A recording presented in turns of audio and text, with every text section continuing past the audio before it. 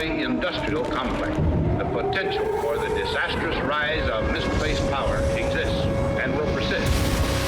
Whether we believe in our capacity for self-government or whether we abandon the American Revolution and confess that a little intellectual elite can plan our lives for us better than we can plan them ourselves.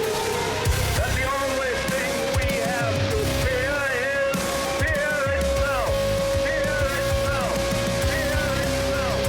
Fear itself. Where they will not be judged by the color of their skin, but by the content of their character. The fight with growing confidence and growing strength in the air, we shall never surrender. My prepper brothers and sisters, you've arrived at the bunker. Grab a cup of joe, a stout tea, or maybe your favorite adult beverage. This is the prepper's place for open discussion on whatever the hell we want. Brought to you whatever the hell way we want. This is the new format of Top's Bunker. So sit down, kick back, post up, relax, and welcome to the bunker. Mr. Gorbachev, tear down this wall. Military-industrial complex. And we as a people will get to the promised land. We will make America strong again, proud again, safe again. We will make America great again.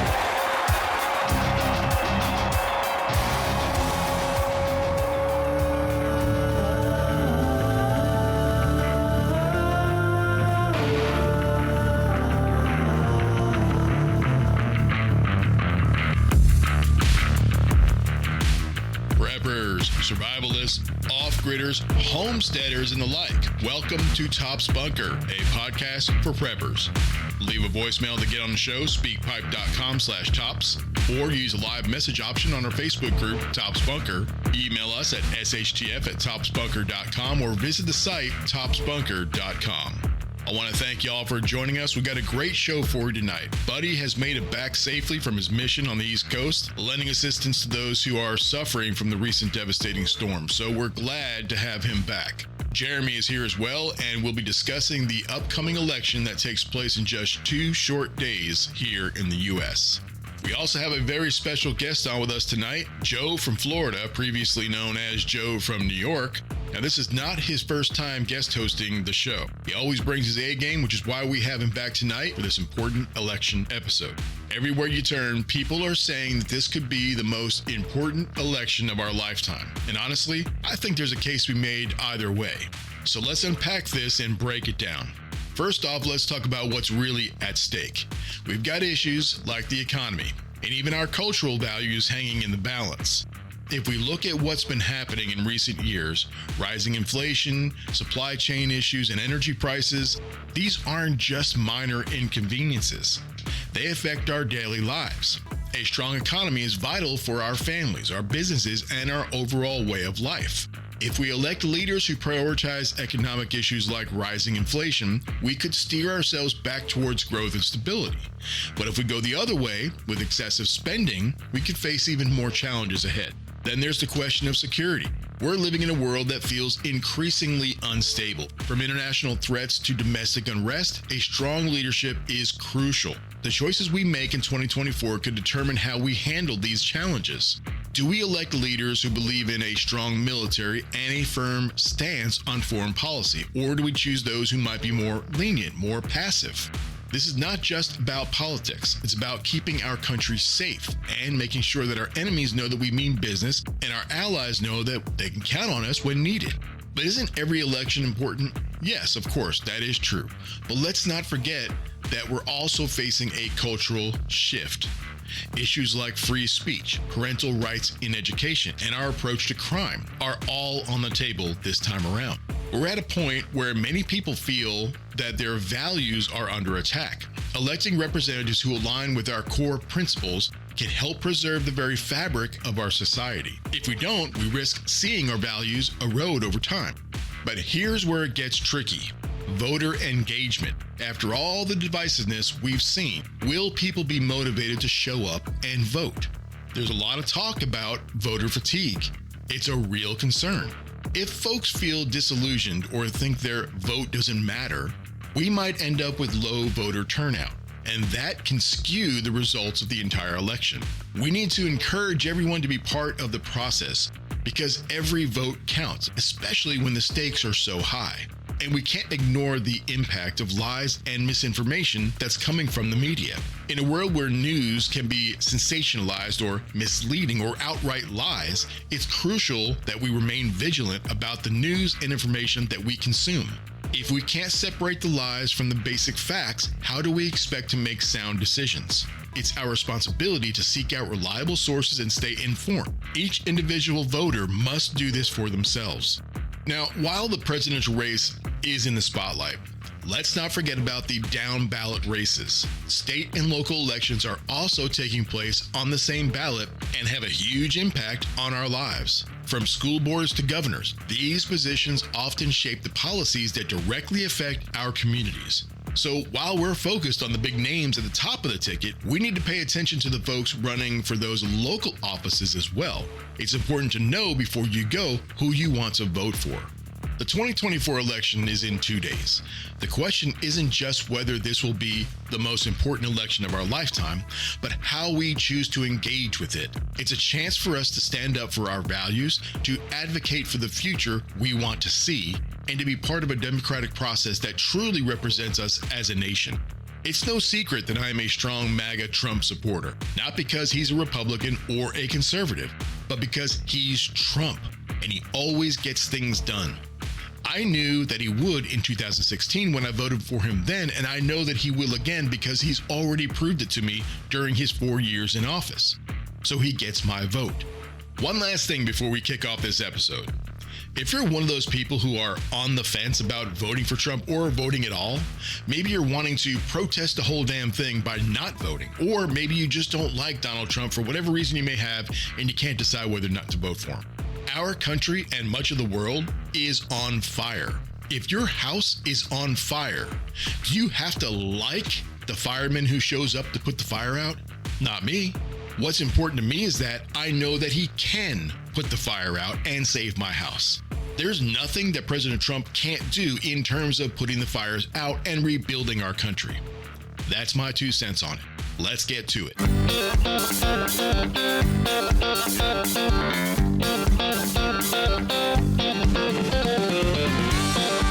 All right, so we're here talking about the election that is taking place in 2 days. Kamala Harris and Donald Trump going up against each other. And I know everybody here has got a lot to talk about, but I want to introduce Joe because Joe is not usually on here with us. So Joe's going to be with us tonight. And Joe, haven't you been on the show before? I was on the show for 2 episodes. I think we were talking about the border crisis and all that.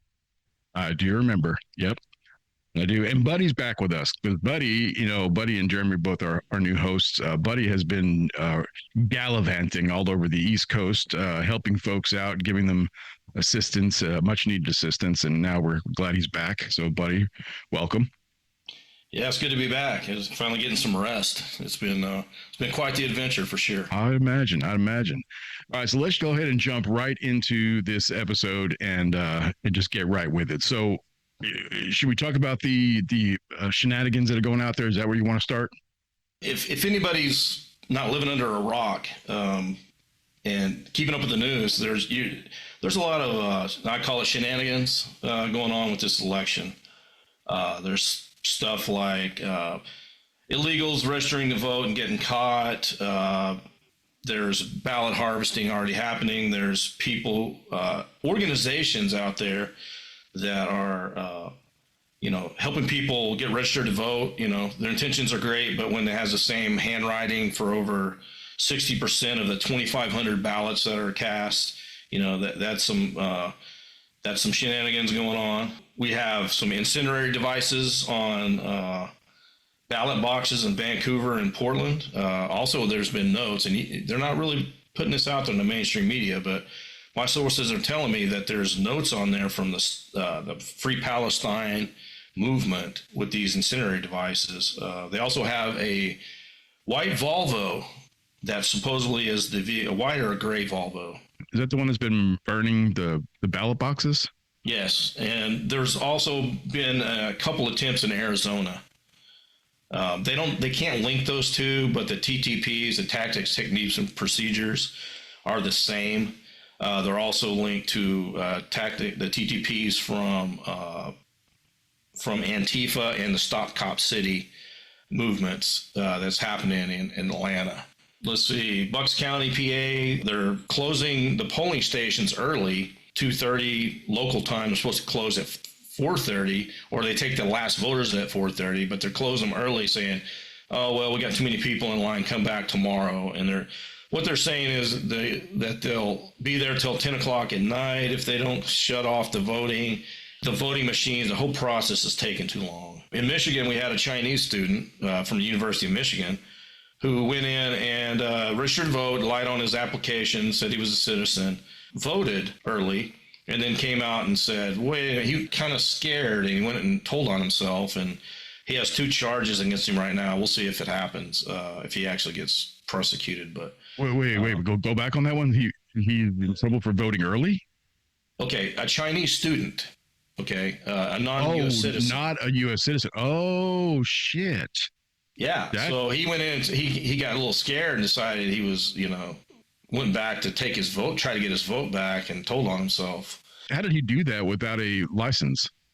Oh, that's the ingenious part about it. He used his ID from University of Michigan. You can fact check me here, but I think Michigan's one of those motor voter states where if you get a driver's license, you're automatically registered to vote. There's a lot of those in those blue states. We got Bucks County, PA, and there's a lot of stuff going on in PA that they found, and there's a lot of them they haven't found. They've been shutting down the early voter registration places early. There's been some voter suppression, as in people going out there and trying to stop people from voting and intimidation. Virginia, there's been 1,600 ballots of non-citizens that have been turned in. Or no, actually, they're not ballots that have been turned in. They're 1,600 non-citizens they found on the voter rolls. And so it's been this back and forth thing between the state Supreme Court and the Virginia state, going back and forth. And it looks like it got up to the Supreme Court to where it's a 6-3 vote, to where the 3, liberal Supreme Court justices voted for keeping those non-citizens on the roll, and then the other 6 decided not to. Another good thing we got is Atlanta. They've had a couple different irregularities found on the voter rolls by non-citizens. And they have watchdog groups out there checking these out. And there again, they're the voter, those people going out there to get people to vote, those, feel good, let's get everybody out there registered to vote. They've caught them doing some shenanigans. So, what type of things are they doing that's illegal? Well, they're getting illegals to vote, or they're processing illegals to vote. And I think this happened in my memory's either in Colorado or in Pennsylvania. There was a group of they were described as non-citizens, walked to the front of the line. There was a very long line. They walked them to the front and took them inside and then showed them how to vote in front of all these people waiting in line. And everybody said they were non-citizens. Several people's reported on that. And Colorado, now this is a real good one. And you can use your, this person in the Colorado state government, accidentally, and I'll use quotes around accidentally, shared the passwords to 63 voting machines on the government website. And I'm not exactly sure what position this person held, or if it was a staffer, but it came out of this person's office. How does that happen? Something that's supposed to be guarded and kept behind, a lock and key and password protected. It's PII is what in the Intel world they call it. How did it get out there like that? Accident or shenanigans? So a lot of the stuff that you've been talking about so far, I have not heard on mainstream news and other sites. So where you get, I'm playing devil's advocate, where are you getting your information from? Or is it a good place where you're getting your information? Yeah, yes, trusted sources. These sources vet their people. I've got some actually human sources, human intelligence sources in PA that live in these counties telling me things, and they actually have been on the ground there telling me things that I trust them. The other sources are coming from vetted sources of alternative news. It's like we call it OSINT. There also has been a lot of misinformation out there. There was a Russian, Russia, here we come again. But there was a Russian source that showed a video of a guy taking ballots and burning them. And it was actually just misinformation. It was all a staged event. So there's both ways. There's a lot of misinformation and stuff. But I think the bottom line is this whole thing. I mean, Wednesday, Thursday, Friday, next month, whenever they actually get the winner of this election, the other side's not going to accept it. I can't see how we can move forward from here. A lot of the stuff you just talked about is kind of freaky, a little bit scary. Some of the things you were talking about were the fake or invalid votes or ballots actually that were going in. And I believe a few of those states caught it and, took them out or something. I'm not sure. Maybe it was Georgia. I can't remember exactly who it was. But it seems like every single day when I turn on the news, somebody's talking about another election voting booth or something that's been tampered with. Or like I heard that there was a armored truck or some kind of truck that was delivering the paper ballots, and they actually fell off the back of the truck. And apparently the city coordinators got the police got involved, and those two drivers were fired, and they were able to get those paper ballots back and counted. Like they were already counted, and they were on their way someplace, and they fell off the back of the truck or something like that. I don't know. It seems like every morning there's something else. I feel like they're going to steal it again. That's what I feel like. I'm set on they're going to try to steal. I mean, and we can talk about this, That's the only recourse they have left. Yeah, they're going to try. The military industrial complex, the deep state, the rhinos, the uniparty, you can call them whoever you want and whatever you want, but they lost a lot of their control. 2020, yeah. They're losing their control. And, I have a lot of information on the election machines, the Dominion and the Smartmatic machines that are out there. And in the blue states, primarily these machines are in the blue states.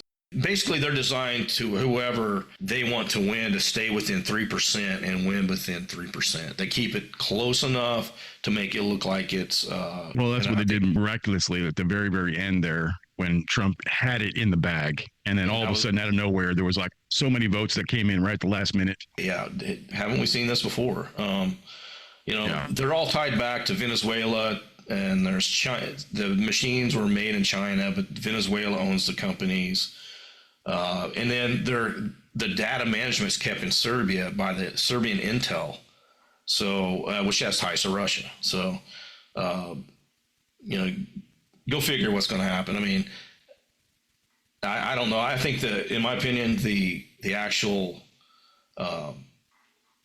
margin of error that's in the the polling's way off. I don't think there's any way it's as close as even what they say, but 81 million votes for the most popular president ever.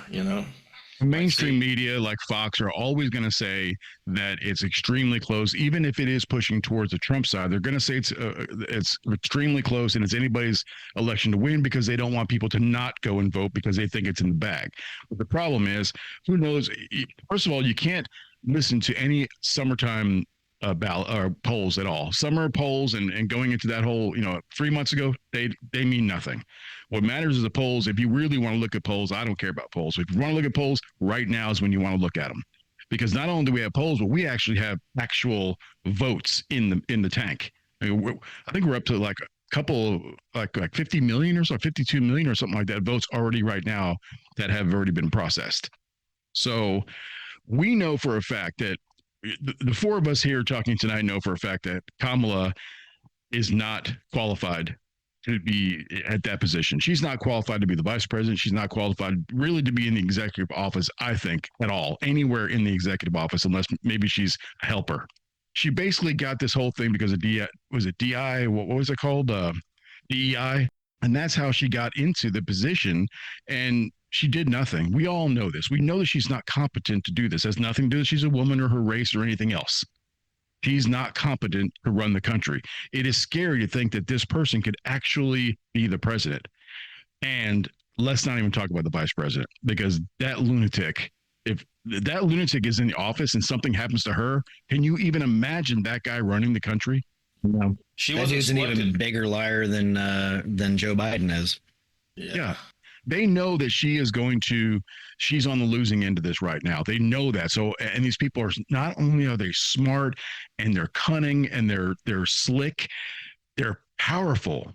They can steal an election. They've done it once before. As far as I'm concerned, they can do it again. That's what freaks me out. I think that Trump has got all the votes he needs. I think he's got all the people behind him. He has changed Democrats into Republicans. I have not heard any stories of Republicans turning to Democrats. He's got it in the bag. But the thing is, I just feel like they're going to take it. And if they do, what is going to happen to the country when we all know they took it? Because a lot of us are not going to stand for it. And I will just tell you this. I think that no matter what direction it goes, I think that the 6th is going to be a really weird day. Maybe not the 6th. I'll even give you the 7th. I think that if it goes towards Trump, you're going to have the typical brown shirts come out and they're going to pull their old school techniques. And if Harris wins, I think you're going to see something from the conservative side that you may not have ever seen before. I don't think that the conservative side of this country would ever stoop to the level of scumbaggedness that the left would, that we've seen in the past, Summer of Love 2020. But I think that regardless of what happens, the 7th is going to be extremely weird. I just wanted to jump off what Keith was saying for some numbers on how many people have actually casted their votes so far in this early voting period. The figures are actually like historic. We're talking more than 55 million people have already cast their ballots by mail or in person early voting. Data compiled by the University of Florida Election Lab has more than 29 million early votes have been cast in person, and 25.9 million mail ballots have been returned out of the 65.6 million ballots that were requested earlier this year. The amount of people that are going to be voting in this election is enormous, and with more numbers comes more margin of error, and I think we're staring down the barrel of another 2000 election, if you guys remember that, between Gore and Bush, and the hoo-ha that came after that. So when you say returned, the paper ballots or something was returned mail-in ballots, what do you mean by that? Return mail-in ballots, as in out of the ones that have been sent back and collected so far. Oh, okay, gotcha. I gotcha. Yeah, and there's been 65.6 million have been requested in this voting period alone. Two questions. So, and any of you can answer this. Number one, how do you request mail-in ballot? As far as I know, from being from New York, you would just go to your election office via email, telephone, or whatever, and request a ballot for your household, and it will send it to your household if there's a registered voter there. For what purpose? I mean, why would be the reason why they would allow that? Like, in other words, you can't get out, you can't walk, you don't have a car. Yeah. Is that what it is? Yeah, that they've done mail-in ballots for a while. Most mail-in ballots were for like service members. If you were in the military, you were overseas, or if you were stationed in a different state than where you're registered to vote, you could request a mail-in ballot. Other stipulations were if you're like elderly or disabled, or if you have some other qualifying reason why you can't go to the polls on election day, you could request a mail-in ballot. But those were kind of hit or miss up until COVID, which kind of really spread the whole everyone can have a mail-in ballot because nobody wants to go stand in the polls while there's a deadly virus going around. That's what I don't like about this whole thing. The mail-in ballots, I get if you're out of a country, if you're military, if you can't get there. I totally get that, but it should not be available to just anybody who wants it. I don't. You know what? This thing should be really, really easy. There should be computers that count the votes. There should be paper ballots. When I walk into a place, the best way in my brain, and I am an idiot, so if people way smarter than me can be figuring this stuff out, I should be able to walk in, show them my ID, which everybody should do. Show them your ID. They give you a piece of paper. You do your voting. It goes into a machine, and also somebody else manually counts it. Now you've got a person counting it, and you've got a machine counting. You can have 2 or 3 people counting it. So you got the paper and you get the machine. If those numbers don't jive, you got to shut that down and recount. We did the early voting a few days ago, and I requested that I want a printout of what I just did, and they absolutely would not do it. And they said our machines can't do that. Is that right? Mm-hmm. And as far as I know, with to go back to that Michigan situation that Buddy was talking about earlier, they went in, they wanted to try to get that vote back, but the election officials said because when you get a ballot in person, there's no identifying markers on that ballot, so they don't, even if they were to go into the machine and physically pull that paper ballot out that it counted, they wouldn't even know if it actually was his.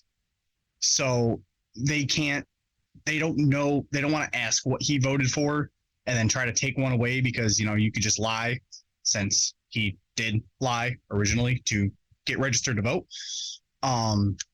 So they said they were just going to accept it for what it was. It was a one-time thing, according to them. And that's what it is. Just when you get your ballot, even a mail-in ballot, there's no identifying markers on that ballot. You put your signature on it, and that's as far as it goes. There's no your name printed, your voter ID number printed, or anything like that. It's just, here's a piece of paper, fill it out, send it back. You go in to vote, same thing. Fill it out, put it in. No identifying markers on every ballot. So, yeah. I have not seen a paper ballot in years. I've gone in, you walk like in Texas or whatnot, you just walk in and there's a machine. You go into it, into the booth, and you press the buttons you want to press, and then you leave. I've not seen a paper one in a while. Where I lived in New York, we actually did have you would fill it out with a Sharpie marker, what you want, and you would put it through the machine and it would read it. And if it detected anything weird, like if you put a wrong mark somewhere, it'll reject it and then you'll get a new ballot. Oh, but okay. Yeah, and that was up in New York, but we were also in, Bumblefudge nowhere.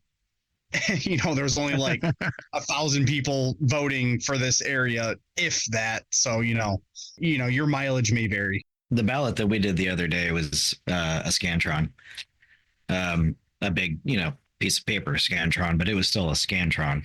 It just, unfortunately, they wouldn't give me a verification of everything that I put down on the ballot itself. So, but I think that, like I said, on the 7th, between the 6th, 7th, 8th, and within the following weeks, depending on how things shake out, either way, I think that it's going to get weird.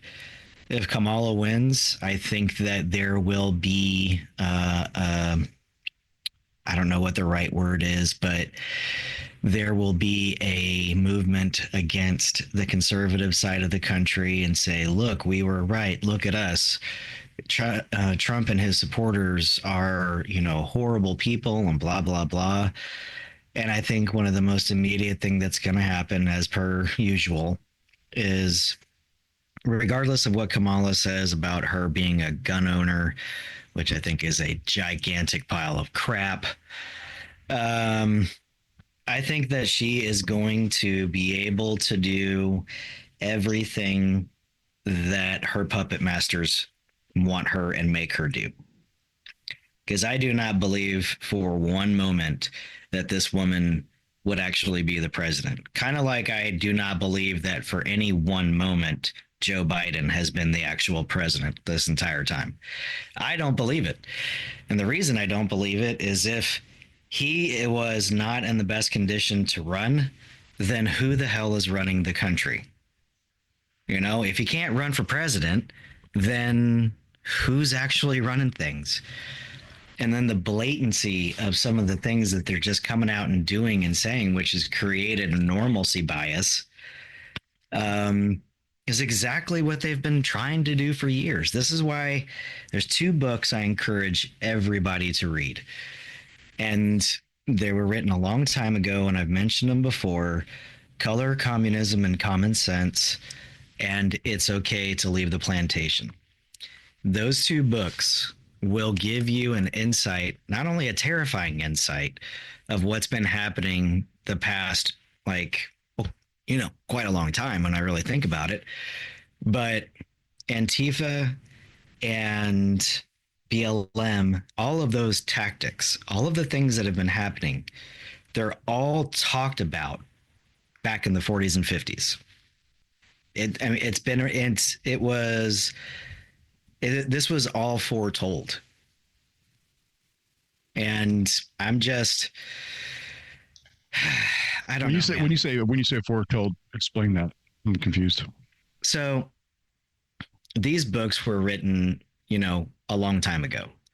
Like, for instance, Color, Communism, and Common Sense. And the things that he talks about, and it's all about communism and how communist Russia back then said, we are going to destroy the West, we are going to destroy the United States, and we are not going to fire a single shot. And when you read about what liberalism really is, and I think, even though I don't agree with 99% of anything that he said, Malcolm X actually said that the most dangerous man or person in the United States is a liberal. A liberal is how communism has seeped into this country, how Marxism has seeped into this country. And their takeover of the education system, all of those things are going to culminate. If it's not this election, it is going to culminate in an election, and it's going to be madness, more so than it already is. So, since we're talking about communism, hey, just to put this on people's calendar, DSA, which is the Democratic Socialists of America, they're already planning a rally on the 9th of November in Austin, Texas, Philadelphia, and Raleigh, North Carolina. And of course, Austin. Of course, Austin and Raleigh and Philly. Those are some of the 3 biggest, we'll call them liberal areas, liberal bastions of the United States. And then the BLM is starting to make a comeback, along with DSA, is just came out of nowhere in the last 6 months. I mean, they've been out there, but it's something they've started gaining steam with the Stop Cop City and the Palestinian freedom movement, along with Antifa. So I study the TTPs of these groups and riots. I watch riots and then for somebody, I always call it a think tank. And they come up with, ways to combat these organizations and what they're going to do next. I'm betting dollars to donuts that you're going to see these people start to act out, real soon. They don't have a lot of organization and they don't get along normally. The different things they want to achieve, but at the end of the day, they have a common enemy. So that's something we need to keep in mind. I actually have something. Go for it. Back onto what Jeremy was saying about some books to read. There was a book that I recall picking up called The Foundations of Geopolitics by Alexander Dugin. And it essentially lays out what Russia's post-Cold War plan for the world was, and some of the stuff that they wanted has happened recently, like in the last 15 years. So I would like to touch on that a little more if we could. I'm sure Jeremy probably read it, but things like causing separation in the West and cutting the UK off of the European Union, which, Brexit, it's pretty gnarly stuff. So the Democratic Party of Pennsylvania has volunteers going to polling stations and either openly or deceptively intimidating other voters. But that was against the law. It definitely is, but they're pretending to be like the polling agents, and they're telling people they can't vote or they're at the wrong polling station. So I can't imagine any MAGA person believing that crap. Yeah, well, they've been caught, and they're starting to sue the Democratic Party of Pennsylvania. Also, let's see what else they've been doing. In Bucks County, several lawsuits have been filed regarding illegal closure of polling places yesterday by law enforcement. So they have these either security guards or law enforcement people. I guess the Pennsylvania law says as long as there's people standing in line, they have to keep the polling station open. Well, what they're doing is they're shutting them down early. I think I mentioned that earlier. So I think one of them was at like 2:30 Pennsylvania time. They said, "Hey, we got to cut this. We got to shut. You can't vote. Come back tomorrow." And they're like, "No, I'm in line. I've been in line for an hour." So they go, "Well, this is taking too long, and the polls close at 4:30, so you're going to have to come back." So there's a lot of people that are suing the state. As long as you're in line, they have to keep the doors open. But anybody that comes to the line after the doors are supposed to be shut are turned away. That's what I've read on mine. That we're going to vote on Tuesday. Oh, and then I have an update on that website in Colorado. Was actually from the Secretary of State's website that leaked those passwords. How is this person not in jail? It was an accident, is what they're saying. So now in Ohio, Secretary of State has filed a lawsuit against the federal government due to the Department of Homeland Security not providing citizenship verification data as requested by the law. So Ohio apparently has, you have to show your citizenship. Good. There's a lot of shenanigans going on. I mean, some of it's, nefarious, some of it's not, but Sometimes I feel if it's because there's a magnifying glass on this now, that some of these things that might be happening, the polls closing early and all that, may have just been like local news, a couple elections ago where it was just an inconvenience and nobody really cared. But because now there's a lot more people voting and a lot more people really charged emotionally about this election, it's just one of those, it might be a normal occurrence, it might not. It's just that everything's under a microscope now, so we're seeing it more and more through news cycles and stuff like that. Well, also in Michigan, 114,000 Michigan voters have voted multiple times with multiple addresses. There's 7.6 million eligible voters throughout the state. Somehow 8.2 million people have registered to vote. I would call that fuckery, is what I would call that. Also in Michigan this afternoon, the Secretary of State admitted during a televised press conference that not only have issues been reported with Dominion voter access terminals, voting machines, there are programming issues on those nationwide. I wonder if they're getting people mentally prepared if, let's say, Trump wins, for the Dems to prolong this thing out weeks.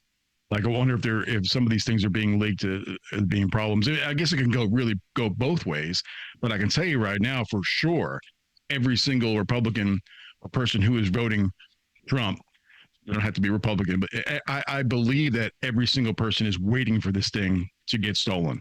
But on the opposite side, on the Dem side, I wonder if any of this stuff is sort of misinformation, so that they're getting ready to not let Trump in if he does win. Maybe I'm going too far. Maybe that's too much of a conspiracy theory. I don't know. I don't think that's too much, man. The other thing could be causing just more separation. I mean, getting people more emotionally charged, leaking these kind of issues, making them seem like a super big deal when in reality, the Dominion's voting machines, which nobody really likes, could just have faults. They make a big deal about it. So now everyone's votes are in question, which means they can be put in front of a court and the court can side either way. But I'm not going to say this against MAGA people specifically, but they are a little more emotionally invested in this election. You know, I can see it online. So if these issues keep coming to light, whether if they're real or not, might elicit, how should I say this? Emotionally explicit responses from the other side, so they can just point the finger and go, see, we told you they were crazy. You see what I'm saying?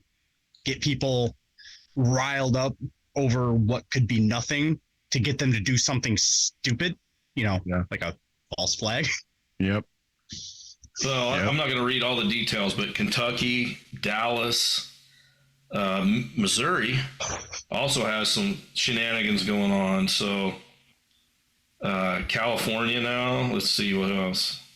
Yeah, it's widespread. I mean, I think we all know what's going on. It's just a matter of, wow, at this point, you know,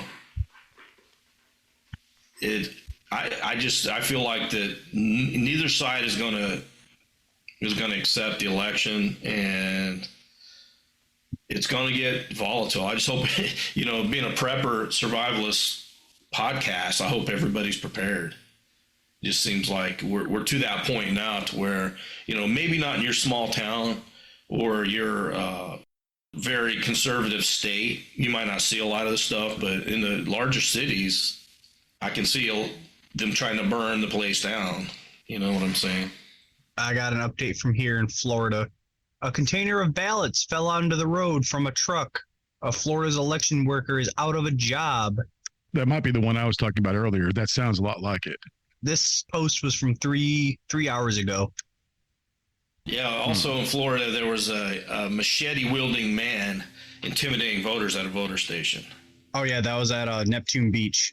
Ah, nice. Yeah, rich, ritzy-ditzy neighborhood.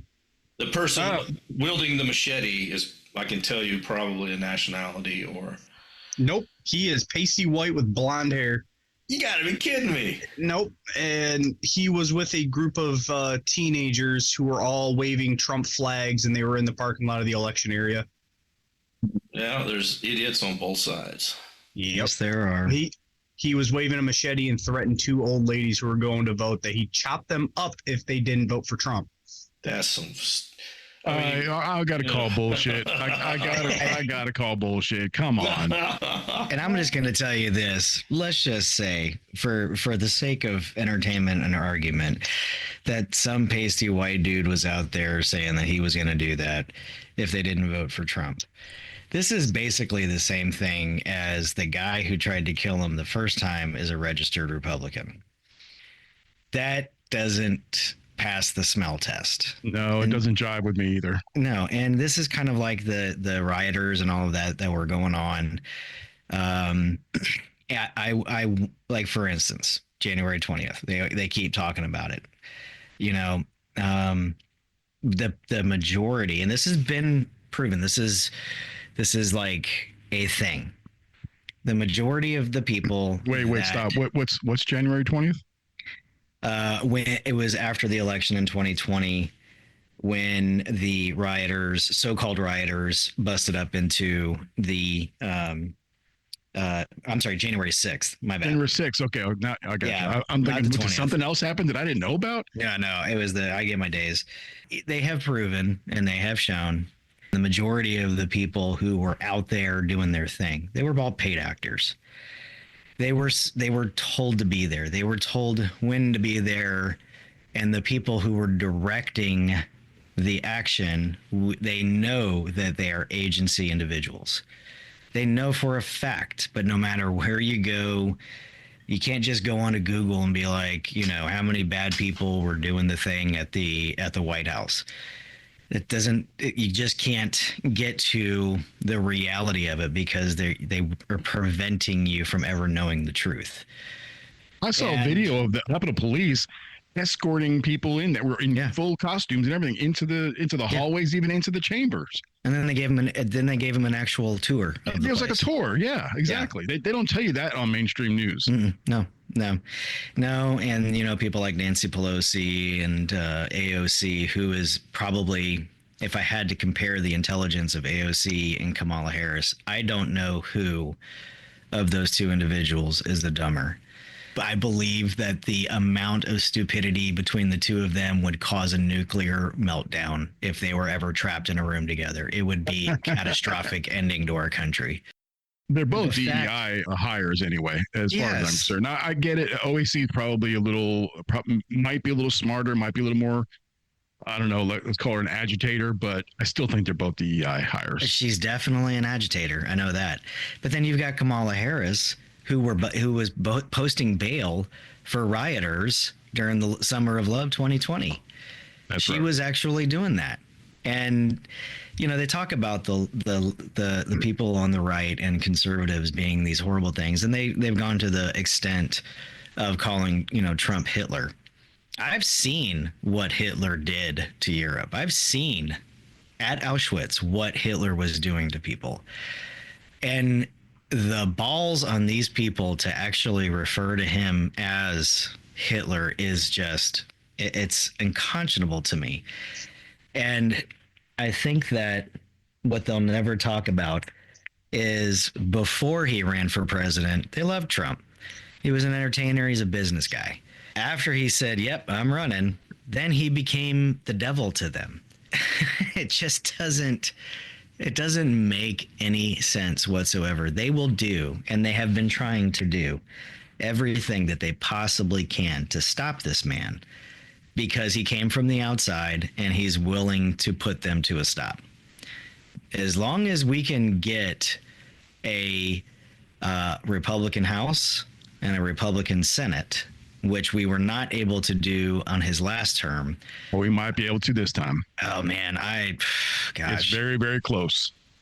I think that when people start to see gas prices go back down, interest rates on real estate go back down, things are actually affordable again. Then they're still going to demonize the man. Of course they have to. They're paid to demonize the man. But I think that they're going to start to, say that, okay, this is good. This is cool. But he's still got mean tweets. Who gives a crap if the guy is mean? I don't personally care. I don't think anybody should give a damn about if a guy from New York, not just New York, but like New York City, like I've seen the Trump Tower, I've seen it. I've seen how people in New York, most of my family lives up there. He's a tough business guy from New York. I mean, what were they thinking? That he was going to come in with, like 1,400 years, like most of these politicians do, of being nothing but a politician? AOC, besides being a bartender, has never had a job in her life. The only thing that she has ever done is be a student and then became a politician. When did you go early vote, Jeremy?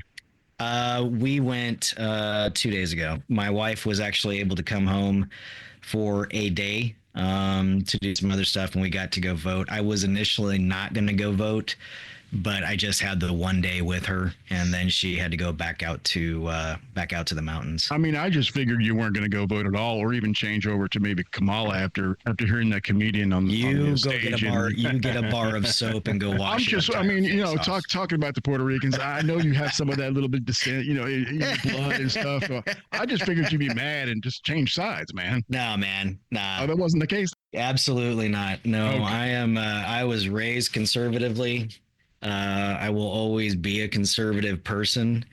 I do have tendencies that drift more towards the middle, but that's very, very, very few points of view on certain things. I grew up, my best friend one of my best friends growing up was Puerto Rican. And I tell you right now, I ate more at his house than I did at my house. And I can tell you my other best friend was Italian and they were from Italy. So I was pretty much never home eating. I was always eating at one of the three houses. Yeah.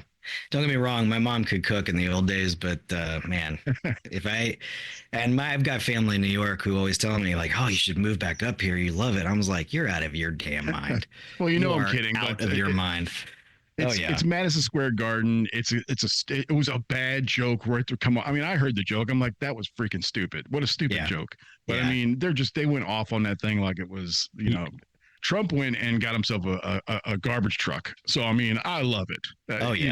That's awesome. Yeah, him rolling by on that garbage truck. I'm like, man, what a classy move right there. But I don't know who's controlling the robotics. But on Biden, I don't know who, like somebody's got a game controller and they're moving him front back, and getting him to drift a little bit and do the thing.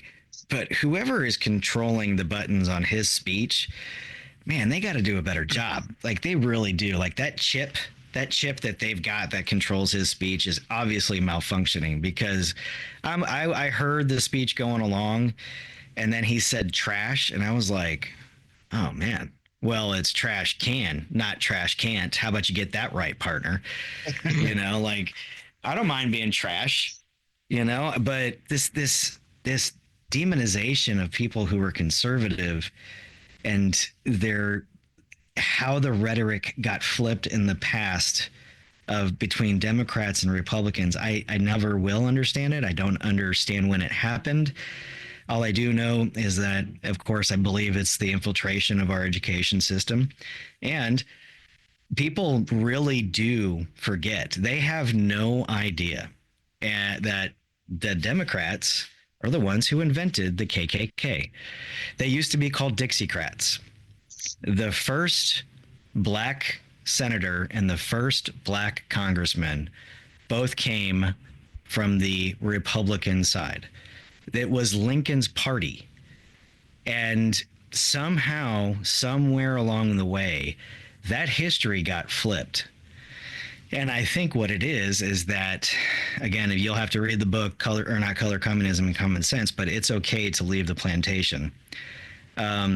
Somewhere along the way, Democrats, through handouts, through free government programs, more government, more stuff, gimme, they were able to flip the narrative about who's who. They really have been able to flip that narrative. And it just makes me sick to my core that not enough people know the actual history of our country. They just don't understand it. I kind of feel sorry for some of the Democrats out there that aren't far left-leaning radical liberals, that are just everyday normal patriots who are Democrats that have to put up with that and listen to it and believe it. You got a lot of Democrats out there who are they're more moderates. They're I forgot that politician's name. He was Democrat, but he was like old Democrat. You know what I'm saying? Like we like this. We just don't want all of this. Like, yeah, we want Medicare and all that stuff, but we want to put guardrails up on it. This new generation is free this, free everything, free for you, free for this. Don't have to pay it. They don't want guardrails. They don't want kind of, a way to stop the abuse of the system that we put, the safety net we put in place for people. That's kind of where I fall is I support Medicare. I support Medicaid and state funded insurance, but there's got to be you still got to have the free market and you got to have guardrails in place in order to prevent abuse, because when people find something easy, they're going to abuse it. It's like a drug. If the government gives you handouts, you're going to want it. And if they don't put guardrails up, people are naturally going to go the easiest route. They're just going to keep wanting more and more and more. And that, unfortunately, is where that party is starting to go, where we don't want guardrails. Just give everything to everybody so we don't have to do jack diddly squat. Well, that's a definition basically of socialism anyhow, isn't it? For the most part, there's some nations out there who have implemented socialism where it has a very strong safety net. Think like Finland, Sweden, where if you do fall on hard times, you're essentially taken care of, but they're constantly going to poke you in the back like, all right, get off. There's a limit. Come on, let's get There's a limit to how much they're going to give you. And the younger generation doesn't understand that free is not, it's only free to them. It's not free to everybody else. Somebody's paying for whatever it is you're getting free. Yeah, I remember when my brother was living in Europe for a period. I forget what it was that happened, but he was talking about going to the doctor and how great it was that it was so free and all these other things. And I was like, dude, that's not actually free, right? And he's like, well, I didn't pay for anything. I said, yeah, but let me ask you this.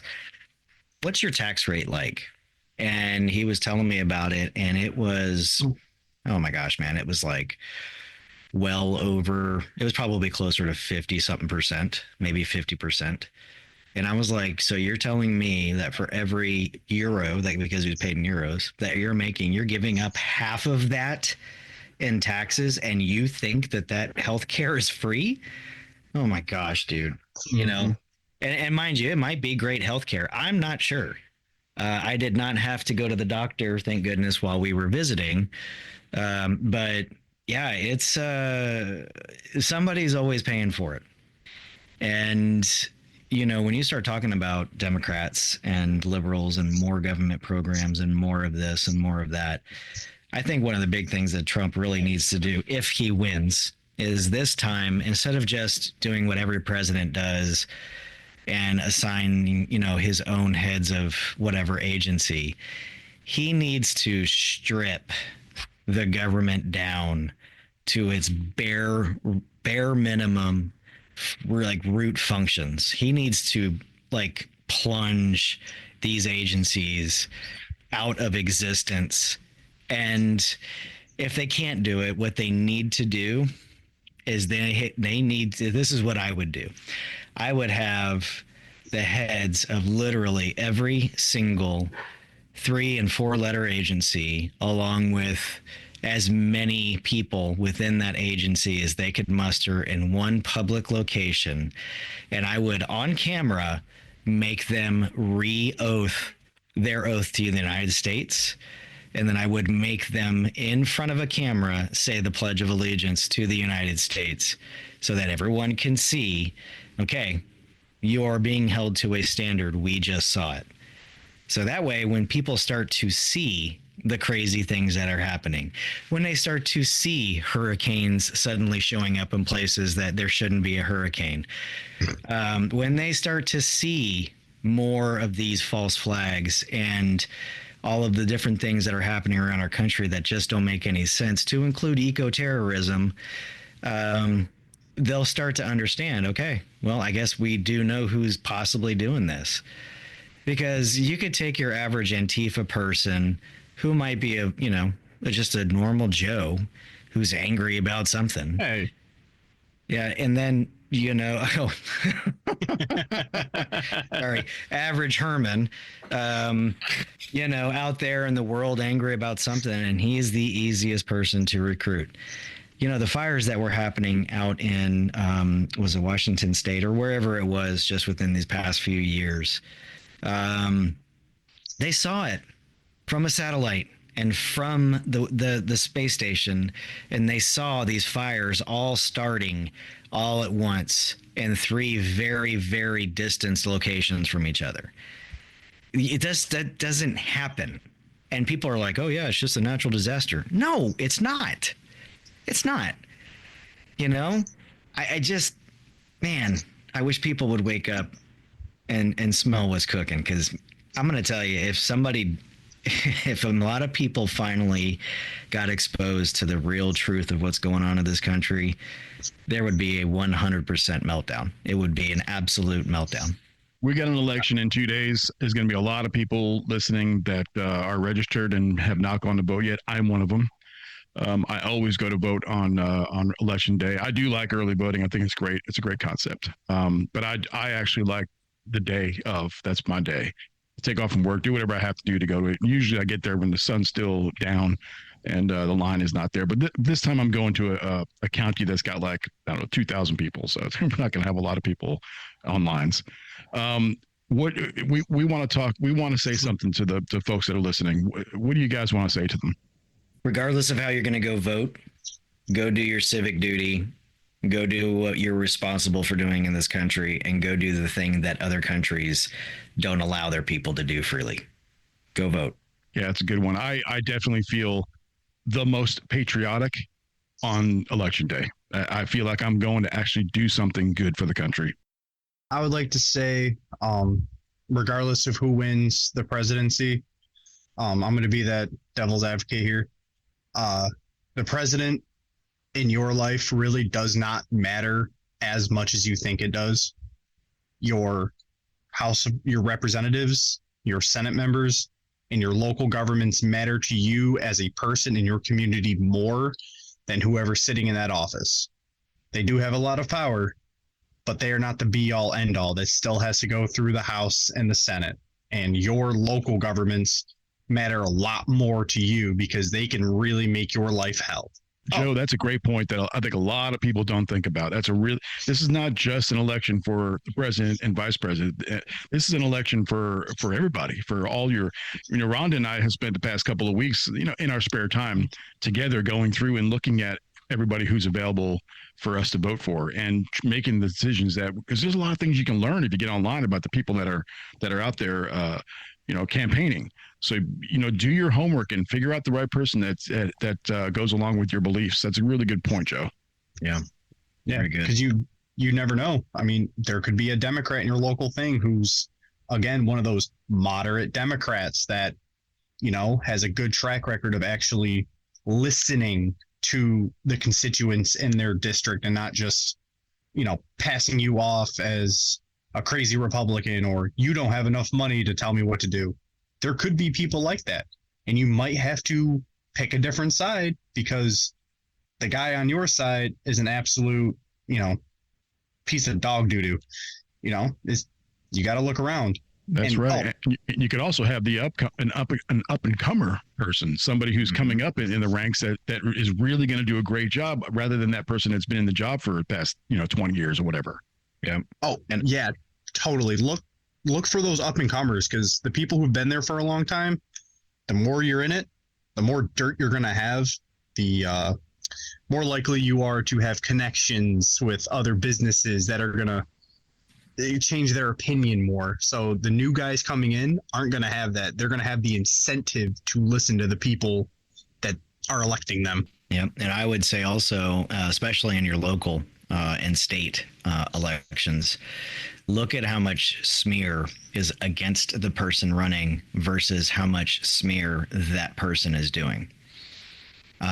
Like here in North Carolina, the current lieutenant governor is running for governor, Mark Robinson. I personally think is a great dude. But the disgusting smear that they have tried to put against this guy from his own community, from the black community, is just abhorrent to me because he doesn't fit the bill for them. And so what you're saying is whoever smelt it dealt it. Kind of. Yeah. Okay, It's kind of like that. I mean, you got to think like for instance, Trump, yeah, he talks a lot of smack. He's going to do it. He's from New York. It's his thing. But did he go out and call anybody Hitler? I mean, he's probably called him a jackass or an idiot or, a Roomba. But he was. But you have to look at the content and the type of smear that you're seeing. And I think the latest one that I saw was she actually tried to claim that Trump added like $23 trillion to the deficit. Are you kidding me? That's their own numbers that they did. Yeah. I'm like, we were actually exporting oil for the first time in a long time when he was president. We were actually exporting oil and energy free. We were free from other countries in regards to energy. So, yeah. Just look at the quality and the quantity of smear and where it's coming from. Yeah, I'm going to say that, no matter who wins, don't get your, panties in a bunch or get wrapped around the axle too bad about, things, because I think Joe touched on it. Your most important election are your local elections. Get in for the sheriff. The most important person in your county is the sheriff. Get a sheriff in there that's like-minded, help them get elected, and then it's the locals matter the most. And Jeremy, I think you said it. It's the president doesn't. they hold a lot of weight, but yet, do they really? So it's just a matter of sit back a little bit, let the situation develop. Don't just get all crazy the next day and call into work and do, go out there and light a Harris wall sign or a Trump sign on fire, or the house that has it in front of it. It's easy to do that. Just relax a little bit and let things happen, because for the most part, things will still work out. Yeah, just remember that you're Americans, you're people in your community. Just because they vote differently from you doesn't mean they're actually part of that group. Just because someone votes for Harris doesn't mean they're a dumb, dirty Democrat who, hates all my rights. Maybe they saw something in there that she liked. Doesn't mean you can't go have a beer with them. Just avoid politics. We're all Americans, and letting this national level stuff get between us when there's really no reason that you should dislike somebody, over something as minuscule as politics. Don't treat anybody any different. Love your neighbor regardless. The big man said it best, right? Love your neighbor as thyself. That whole thing, just because they vote for someone different doesn't mean they're bad people. They're not the enemies. The ones that are up high, up in that state house and the Senate house, those would be your enemies. They're the ones pulling the strings. Just look at everybody else. They're just another cog in the wheel. But there's no reason to hate them. Joe, thank you so much for being on the show tonight. I just want to make sure I say that before we get cut off. So I just wanted to say thank you so much for joining us tonight, man. You're always welcome on the show. I'll be looking forward to doing another one with you guys. All right, guys, shout it out and say what you want to say real quick. Yeah, vote and vote often. No, I didn't say that. My Prepper brothers and sisters, every vote counts. Your vote counts. Don't waste this chance to play your part in our country's future. You claim to be a patriot? Then be a patriot. Set your alarm clock super early on Tuesday morning. Rhonda and I will do the same, and we'll get up with you. We'll head down to the local voting station together and exercise our right as an American and perform our patriotic duty as an American to cast our vote for the leaders we want to lead us. Don't be afraid to vote for who you want. Don't be shamed into voting for someone you don't want. Be secure and fearless and proud of your choice. And no matter who you vote for, we're right there with you. We've got your back. Stay prepped, stay happy. Thanks for listening, and good night.